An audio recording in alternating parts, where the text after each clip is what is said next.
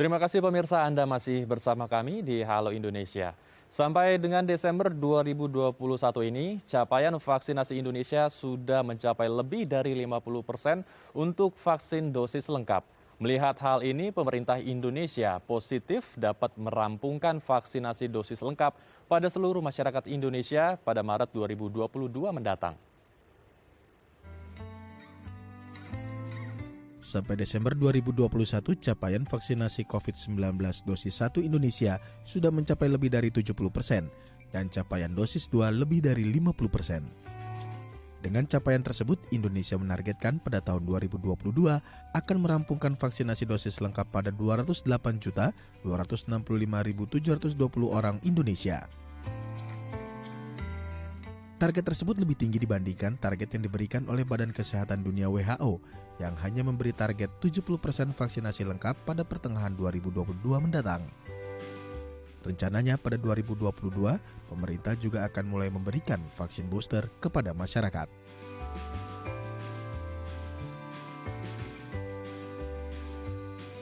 Ya, untuk membahas lebih lanjut mengenai target capaian vaksinasi pada tahun 2022 mendatang, kita akan berdiskusi langsung bersama dengan juru bicara vaksinasi COVID-19, Dr. Siti Nadia Tarmizi. Selamat pagi menjelang siang, Bu Nadia. Apa kabar, Bu? Apa kabar? Selamat pagi, Mas Andre. Baik, kita langsung saja berdiskusi mengenai capaian target vaksinasi. Sejauh ini, bagaimana Bu capaian target vaksinasi di Indonesia mulai dari dosis pertama dan dosis kedua? Ya, baik. Jadi pertanggal 27 Desember ini dari tentunya sasaran kita ya yang masih 208 juta, itu total vaksinasi dosis pertama itu sudah kita capai pada angka 157 juta atau 75,5% dari sasaran kita ini sudah mendapatkan vaksinasi dosis pertama. Sementara untuk dosis kedua itu adalah sebanyak 53% atau 111 juta orang yang sudah mendapatkan dosis lengkap. Nah, untuk dosis ketiga yang kita tahu diberikan kepada tenaga kesehatan itu baru 87 atau 1,2 juta. Nah, kalau melihat angka ini ya, dosis pertama 75% dan dosis kedua itu 111, seperti kita ketahui setidaknya sebagai target dari WHO di mana 40% negara diharapkan sudah bisa memberikan vaksinasi dosis lengkap kepada masyarakatnya. Ini sudah kita capai ya pada awal-awal November yang lalu.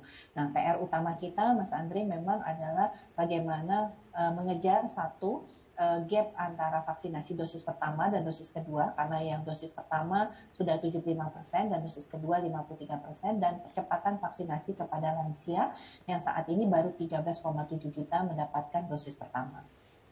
Baik. Namun dari persentase tersebut, dari angka-angka tersebut, apakah sudah merata Bu capaian vaksinasinya di berbagai wilayah di Indonesia? Karena mungkin ada beberapa daerah seperti daerah 3T, daerah tertinggal, terluar, dan terdepan yang masih minim mendapatkan vaksinasi, Bu Nadia. Ya, jadi kalau melihat total tentunya berdasarkan strategi yang di awal kita lakukan ya. Jadi dari awal memang kita tidak langsung mensamaratakan semua vaksinasi ini dilakukan di semua daerah. Kita tahu bahwa untuk melakukan pengendalian laju penularan, maka vaksinasi kita mulai pada daerah-daerah yang paling banyak adanya kasus COVID-19. Dan ini tentunya kita tahu adalah daerah-daerah yang sifatnya adalah urban dan terutama di Pulau Jawa dan Bali. Pulau Jawa Bali ini adalah daerah-daerah yang tentunya menyumbang sekitar 70 sampai 60% kasus konfirmasi COVID-19. Nah, dari sana strategi kita adalah fokus dulu di Jawa Bali pada waktu di awal dengan ketersediaan vaksin yang ada, 60% ada Jawa Bali, 40% berada luar Jawa Bali. Baru kemudian targetnya adalah ibu kota provinsi dan aglomerasinya di Jawa Bali. Kemudian tahap berikutnya adalah ibu kota provinsi di luar Jawa Bali. Nah, sejak kita memiliki jumlah stok vaksin yang cukup memadai di bulan September, kemudian distribusi vaksin ini mulai kita lakukan hampir ke seluruh daerah dengan jumlah yang sama. Artinya karena kita sudah mencapai juga daerah-daerah urban tadi ya, sehingga kita mulai masuk sekarang ke rural. Makanya 70% tadi sudah kita capai ya sampai saat ini, dan memang 30% dosis pertama ini lebih pada daerah-daerah rural dan daerah-daerah dengan 3T. Tapi bukan berarti di awal itu 3T tidak mendapatkan akses ya. Tetap kita berikan alokasi untuk daerah-daerah 3T, tapi memang belum semua kecamatan atau belum semua desa akan tercover melalui distribusi yang pertama tadi. Nah, kalau sekarang kita sudah hampir bisa memastikan distribusi vaksin ini akan mencapai ke daerah-daerah 3T tadi. Kalau kita lihat bahwa target kita adalah bagaimana saat ini seluruh ibu kota provinsi itu bisa mencapai target vaksinasi 70% pada dosis pertamanya. Baik, jadi diprioritaskan terlebih dulu daerah-daerah yang urban ya, yang begitu banyak penduduknya dan tentunya hilirisasinya atau tingkat aktivitasnya juga sangat tinggi. Lalu disebutkan juga bahwa pemerintah di Maret 2022 mendatang target dari vaksinasi ini juga selesai, Bu. Seperti apa sebetulnya mekanisme atau perhitungannya sehingga bisa memutuskan bahwa Maret 2022 capaian vaksin sudah bisa diselesaikan, Bu Nadia? Iya, jadi ini tidak termasuk target kita yang baru ya pada usia 6 sampai 11 tahun. Karena kita tahu usia 6 sampai 11 tahun ini kan target yang baru kita mulai di pertengahan Desember, dan juga izin penggunaannya pun juga di November, dan ini membutuhkan tambahan dosis baru ya untuk pemenuhan kebutuhannya. Jadi seperti target dari awal yang sudah kita tentukan sebanyak 208 juta sasaran yang sudah hampir di lebih dari 70% daripada penduduk kita, itu di Maret kita berharap ini semua sudah bisa kita selesaikan sampai dengan dosis kedua. Kalau kita melihat proyeksi dosis kedua itu di akhir Desember ya, yang mungkin tinggal beberapa hari lagi itu kita bisa capai kalau tadi dengan angka yang tentunya dosis keduanya ini adalah 53%, kalau bisa kemudian dalam beberapa hari ini sekitar ada 3-4 juta, jadi kemungkinan prediksi kita berada pada angka 58% ya.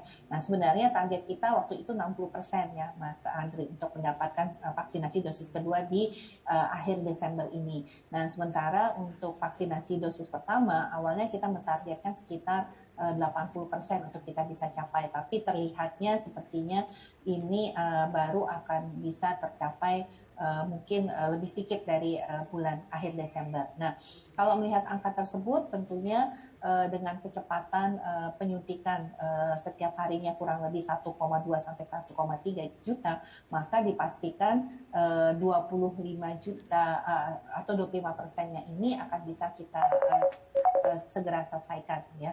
Artinya tadi di bulan Maret tadi, dengan tadi memberi kriteria pertama 70% dulu dosis 1 di ibu kota provinsi, kemudian kita akan bergeser 70% pada lansia, kemudian nanti kita sampaikan 80% di akhir Desember untuk dosis 1, dan dosis kedua itu 60%. Nah, dengan itu kita bisa membuat suatu kalkulasi ya, bahwa kita cukup optimis di akhir Maret kita bisa menyelesaikan vaksinasi ini. Tapi tentunya kembali lagi ya, 30% ini kan sudah mulai masuk kepada yang kita sebut sebagai hard rock ya Mas Andri ya. Karena ini merupakan kelompok yang kita tahu bahwa dalam survei awal vaksinasi yang akan kita lakukan, itu ada 7% masyarakat yang menyatakan tidak mau divaksin, dan ada 15% yang masih ragu-ragu. Jadi di dalam 30% ini ada 22% yang tadi akan kita hadapi. Nah, ini tentunya yang butuh effort sedikit untuk memastikan, meyakinkan, dan kemudian betul-betul mengajak kelompok ini untuk mau untuk segera divaksin. Baik, jadi perlu kerjasama dari berbagai pihak juga ya, terutama dari masyarakatnya sendiri agar mau menerima vaksinasi.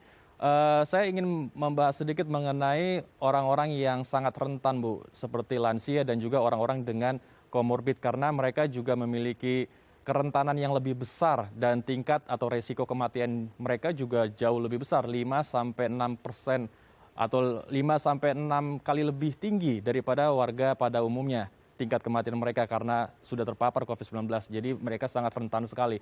Bagaimana dengan kondisi mereka, Bu? Apakah mereka juga harus secepatnya diberikan vaksin tambahan seperti booster? Iya, kalau lihat dari rekomendasi beberapa badan kesehatan di negara-negara ya, kemudian juga terakhir adalah rekomendasi dari WHO, itu dikatakan ada 3 kelompok. Sebenarnya penurunan daripada efikasi vaksin itu dikarenakan lebih pada sistem imunitas dan keterpaparan yang tinggi. Jadi 3 kelompok itu adalah tenaga kesehatan karena memang kita tahu keterpaparannya cukup tinggi. Nah, 2 kelompok lainnya adalah terkait dengan sistem imunitas yang dimiliki, yaitu pertama lansia dan kedua adalah usia di atas 18 tahun dengan kelainan imunitas. Nah, kita tahu dua-dua ini kelompok ini memiliki resiko atau respon imunitas yang pasti kurang ya dibandingkan dengan kelompok usia lainnya yang bukan lansia atau yang punya kelainan penyakit ini. Nah, kelompok inilah dulu yang didahulukan untuk bisa mendapatkan vaksinasi karena kemudian memang terbukti terjadi penurunan daripada efikasi untuk pemberian vaksinasi tambahan ketiganya ini yang harus didahulukan. Sementara kelompok lain yang di luar tenaga kesehatan, lansia dan orang yang memiliki kelainan imunitas itu bisa menjadi prioritas kedua. Karena kembali lagi nih isunya Mas Andrew adalah ketersediaan vaksin ya. Karena kita tahu bahwa produsen vaksin ini belum bisa memenuhi seluruh kebutuhan daripada vaksin yang dibutuhkan oleh banyak negara di tatanan global ini. Sehingga memang yang nanti akan direncanakan oleh pemerintah adalah pemberian vaksin tambahan ini akan diutamakan kepada lansia. Nah, untuk lansia, vaksinnya ini akan bisa diakses melalui program pemerintah, artinya akan disediakan secara gratis. Sementara kalau kita lihat rekomendasi tadi bahwa untuk kelompok lainnya itu bisa mengakses secara mandiri. Hanya untuk pemberi atau penerima bantuan iuran itu yang juga akan di-cover oleh pemerintah. Baik. Nah, berbicara mengenai efikasi vaksin yang menurun ini menarik sekali untuk dibahas, Bu. Karena mengingat tadi juga disebutkan bahwa target dari pemerintah di Maret 2022 akan selesai target dari capaian vaksinasi. Kemudian sebetulnya apa yang harus dilakukan dan mana dulu yang lebih diprioritaskan? Memberikan booster kepada masyarakatkah? Seperti tadi yang dijelaskan Bu Nadia, ada orang-orang rentan yang harus mendapatkan segera, terutama lansia dan juga orang dengan komorbid, tapi di satu sisi pemerintah juga harus menyelesaikan target vaksinasinya di Maret 2022. Lalu bagaimana? Apa yang harus dilakukan dan apa yang harus diprioritaskan? Namun jangan dijawab dulu Bu Nadia, kita akan bahas itu usai jeda. Baik pemirsa, jangan kemana-mana karena kami akan kembali sesaat lagi.